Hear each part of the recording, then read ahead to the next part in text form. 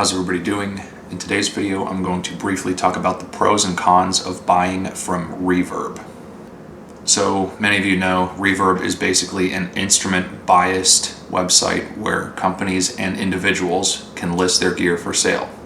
So basically, a company or an individual will create a Reverb account, and then they get feedback similar to like eBay sellers and things like that, although Reverb is more geared toward instruments and music gear and stuff like that. So naturally, some of the cons would be that an individual seller can create a very strange listing. Now, I don't think an account that pushes out misinformation left and right is going to stay on there very long. I think they would probably have some issues, but I've seen some very strange selling points that people have made. There's some very strange interpretations of what people think is valuable, and they're trying to convince you of it. The other thing is, because there are a lot of individual sellers, people can price things very, very high. They can just give it a very high asking price, and they can basically ask what they want. So you're going to have typically companies and sellers who turn a lot of gear are going to price things competitively.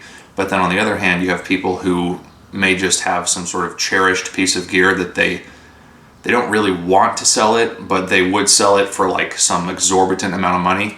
So you're going to see those listings on there, and it kind of skews the perception of what those things might be worth if you don't know any better.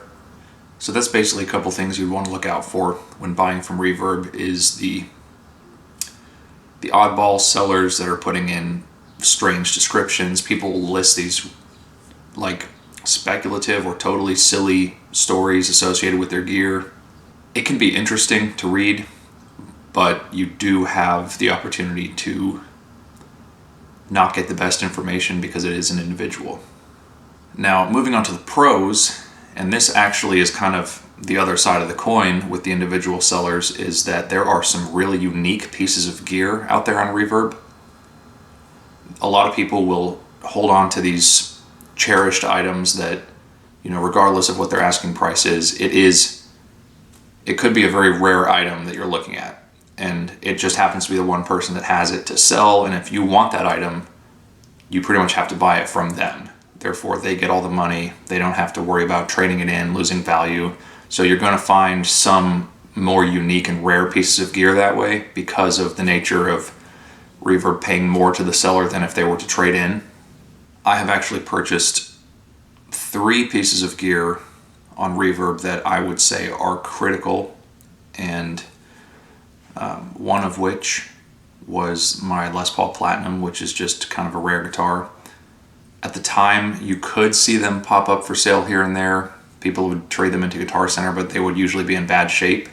And there are some individual sellers who were listing Les Paul Platinums on Reverb that were actually in really good shape. Now, they were asking top dollar, but if it was something that I thought was cool, which it was, I was willing to pay that person for the instrument. And also, you can make offers, and you don't have to pay the full asking price. A lot of sellers are open to offers if they're reasonable. Another thing I just recently bought from Reverb that was from an individual seller where I could not find this piece of gear anywhere else was a pedal that I actually bought that I need to do a video on. It's a pedal that's pretty rare, but I've always wanted one since I started playing. In fact, I think since I started playing, they've been out of production. So they've always been kind of rare, they've always been kind of expensive, but it's kind of, I've never seen one even listed, used on Guitar Center online ever before, which was it's a wah pedal that I'm going to do a video on shortly that I just think is the best. Basically, my only hope of finding one of those to buy, and especially one in good condition, was to buy from somebody on Reverb. And then another thing to add is just kind of an anecdote, and this is not like a strictly Reverb thing, but it is a good forum to prove this point. So I've been trying to buy a custom for a little while now, but they're not in stock anywhere. I should actually clarify that and say that all of the major retailers are back ordered very, very far on those. And the only ones that I've ever seen come up for sale have been from not tiny, but not major retailers. because they don't have the sort of clientele that's going to give them a list of like 100 back orders to fill for some high-end guitar. So I actually found a listing on Reverb for a custom, and I jumped on it. So that is another thing, that it was coming from a small dealer. Now, they probably have their own website, and I didn't have to buy it from Reverb, but let's just say Reverb put me onto it. So those are some of the pros of buying from Reverb. Now, something to consider is just that because you're dealing with individuals, there is no standard for what sort of offers people will accept or reject. Typically, your offer has to be within like 70% or higher of the asking price, or there's some sort of a rule like that. So you can't make some stupid low offer, and I don't think it'll just let you make it unless the person allows that. But the negotiations will vary, and the shipping prices will vary, because sometimes people roll the price of shipping into it. Sometimes they'll charge $60, sometimes they'll charge $150. I mean, you could spend $150 to ship a guitar, but I don't think people want to see that tacked on when they buy it. So there's really not a standard as far as price structure, and because of that, also the seller's return policies will vary quite a bit. So, I mean, some people may not accept returns. Some people may accept returns only if the item is not as described.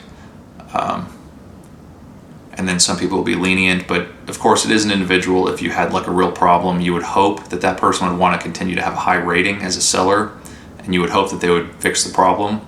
So, but you can also see their history, how many sales they've made, what their rating is as a seller, and you can kind of make an informed decision on who you want to buy from based on those statistics. And also, because it is a lot of individual sellers, there is a possibility of a scam, although I will say it's a lot less likely than getting scammed on something like eBay, where Reverb has a lot of buyer protection policies because they cater more towards just guitars, basses, just instruments and gear in general. They have policies where I think they will stand by the buyer a lot, which means they have a higher fee to sell them, and they have some weird sort of red tape if you make a huge purchase on there. But as far as buyer protection, supposedly it works out well for them. I've never had any problems where I've had to test it, but I would hope that their policies would work. So there you go. That was just a quick video about the pros and cons of buying from Reverb. If you like this video, don't forget to share it and subscribe, turn on notifications, and I will see you guys next time.